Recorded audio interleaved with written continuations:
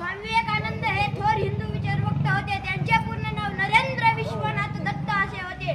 त्यांच्या आईचे नाव भूमेश्वरी दत्त असे होते. त्यांचा जन्म 12 जानेवारी 1863 रोजी पश्चिम बंगाल राज्यातील कलकत्ता येथे झाला. नरेंद्र लहानपणापासून निडर व आज्ञाधारू होता. त्याच्या लहानपणीची एक गोष्ट, त्याच्या आईने त्याला बाजारात लक्ष्मीची मूर्ती आणण्यासाठी पाठवले. एक छानशी लक्ष्मीची मूर्ती घेऊन नरेंद्र घराकडे निघाला. त्याला एक वाटात मूल खेळताना दिसले. त्या मुलाकडे बघत राहिला. त्या मुलाकडे बघताच तेवढ्यात एक घोडा गाडी धावत आली. त्या मुलाच्या अंगावर जाणार की स्वामी विवेकानंदांनी त्या मुलाला ओढले. सगळे माणसं गोळा होऊन त्या मुलाला घेऊन गेले.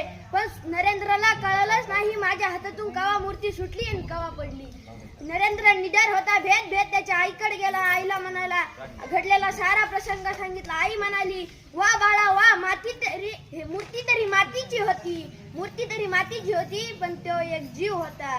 रामकृष्ण उल्हासन त्यांना गुरु मानले. 12 जानेवारी हा राष्ट्रीय योग दिन म्हणून साजरा केला जातो. जय हिंद, जय भारत.